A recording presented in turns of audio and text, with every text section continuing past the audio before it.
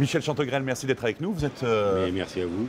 le président du groupe Profession Spectacle qui comporte un grand nombre d'activités aujourd'hui. Donc on va revenir un peu sur le parcours de ce groupe, comment il s'est fondé jusqu'à une révélation en primeur qui est la création d'un nouvel organisme. Vous allez nous en parler de tout ça.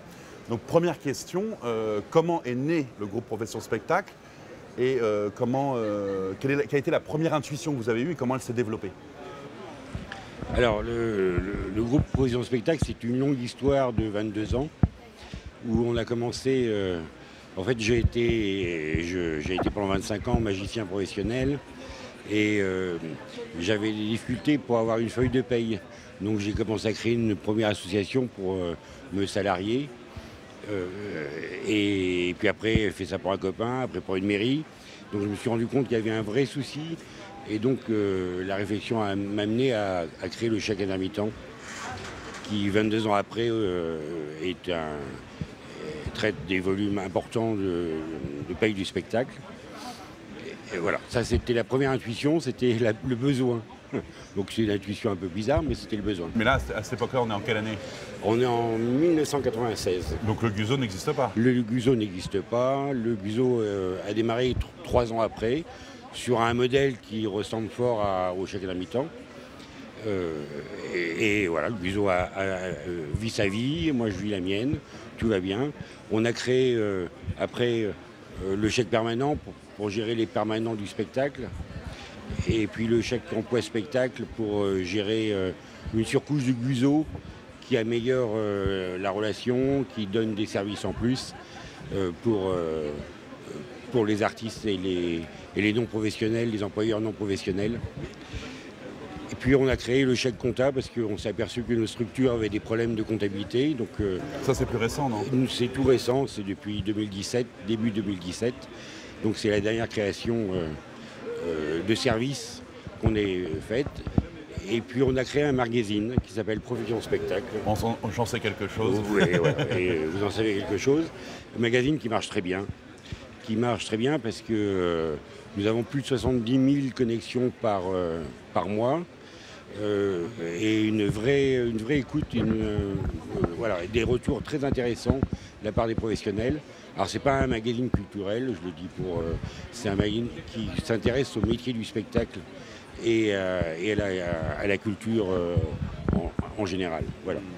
Donc ça c'est la dernière une création du groupe chèque intermittent. Vous avez aussi, il y a des solutions qui sont liées plutôt à la paye, enfin ce que vous appelez les chèques, oui. Donc ce qui concerne la paye et la compta aujourd'hui. Oui. Mais vous avez aussi une solution d'aide, d'accompagnement en production. Voilà. Alors on a répondu aussi à un besoin où beaucoup de gens avaient des bonnes idées, mais n'avaient pas de structure pour pouvoir les accueillir et les aider administrativement, financièrement. Donc on a créé effectivement une société qui permet de faire de l'audiovisuel, du spectacle vivant ou de l'enregistrement sonore pour répondre aux initiatives des intermittents ou des petites boîtes de production qui n'auraient pas les structures nécessaires pour suivre l'administration et le financement des projets. Alors, moi je m'occupe aujourd'hui de Profession Spectacle, le magazine, et vous m'avez demandé de prendre en charge une nouvelle structure, moins juridique, mais quand même bien consistante. C'est un laboratoire. Alors quel est l'enjeu de ce que vous désirez pour cette initiative-là? Alors, comme j'ai une double casquette d'intermittent du spectacle et d'entrepreneur au service du spectacle, je m'interroge sur l'avenir de ces métiers et l'avenir d'une façon générale de la culture et de l'exception culturelle française. Et donc, il m'a semblé important aujourd'hui de réfléchir avec des spécialistes et des non-spécialistes, des acteurs de cette partie spécifique du spectacle vivant, l'audiovisuel et de l'enregistrement sonore. On se limite à ça déjà, et de réfléchir sur ce que va être l'avenir de nos métiers, comment on va transmettre les choses à nos enfants et par quels moyens. Donc ça veut dire qu'on doit réfléchir sur l'économie sociale et solidaire, quelle forme juridique doit prendre, quel modèle économique on doit mettre, quelle gouvernance on doit prendre. Se poser des questions sur l'avenir de la formation professionnelle et peut-être voir comment on peut l'adapter à ces métiers particuliers et l'avenir des ACEDIC ou de Pôle emploi, voilà, qui me semble une interrogation légitime.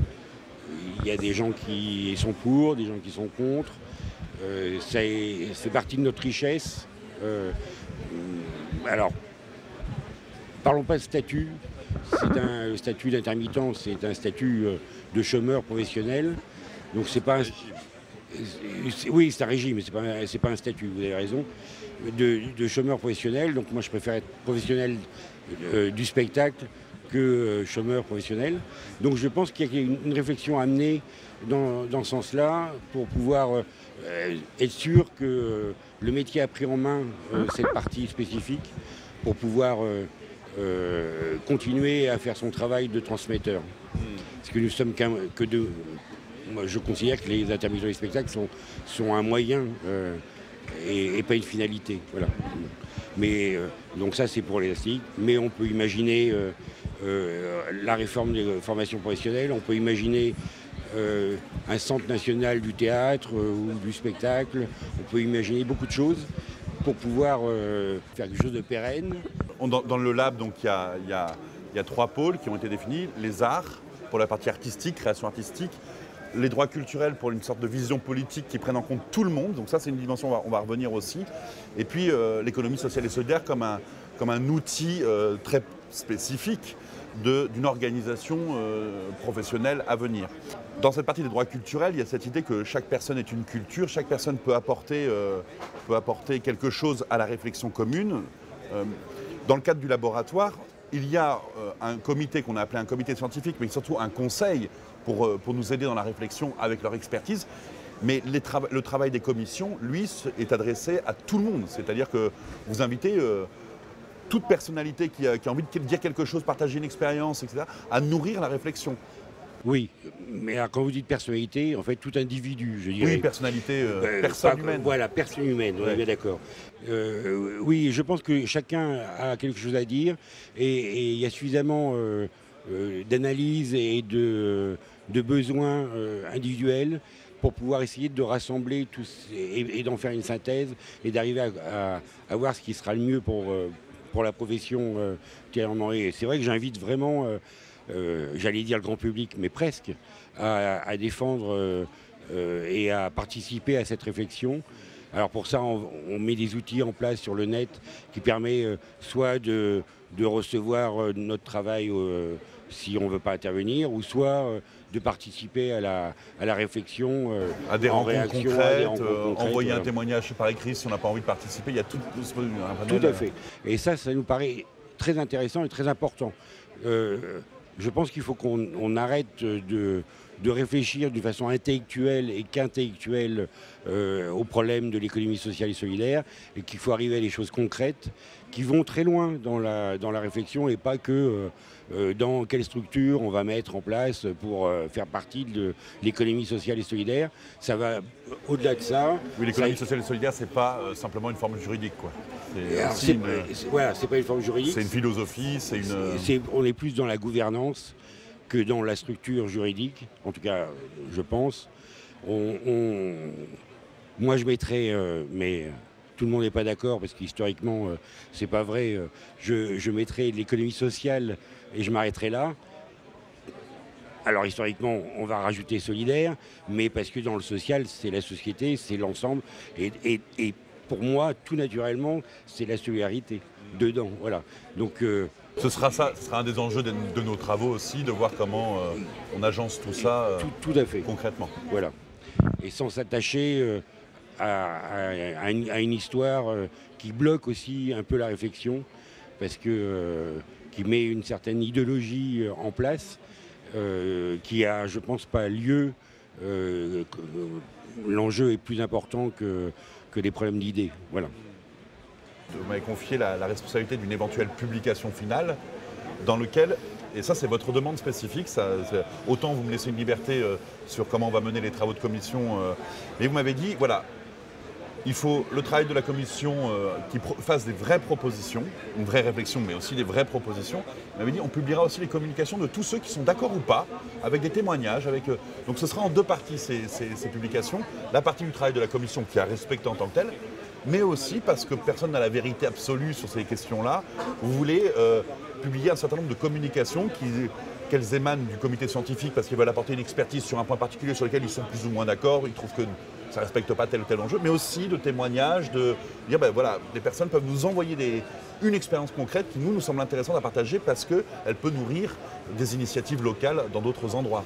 Tout à fait. Il ne faut pas qu'on soit pris pour quelque chose qui centralise une idée et qui veut imposer quelque chose. On est vraiment dans la réflexion. Le partage d'expérience nous paraît plus que primordial. C'est ce qui va faire avancer les choses. S'il y a des gens qui ne sont pas contents, pas d'accord, contents ou pas, qui l'expriment, on n'en fera pas de censure parce que je pense que dans le dialogue, on résout tous les problèmes. Et donc, mais ça, c'est ma philosophie de vie. Donc, est-ce que c'est possible à faire dans un laboratoire d'idées? Je pense que oui. Il ne faut pas qu'on soit sectaire, il ne faut pas qu'on soit enfermé sur nous-mêmes. Donc oui, l'ouverture me paraît primordiale. Ouais. Merci. C'est moi qui vous remercie.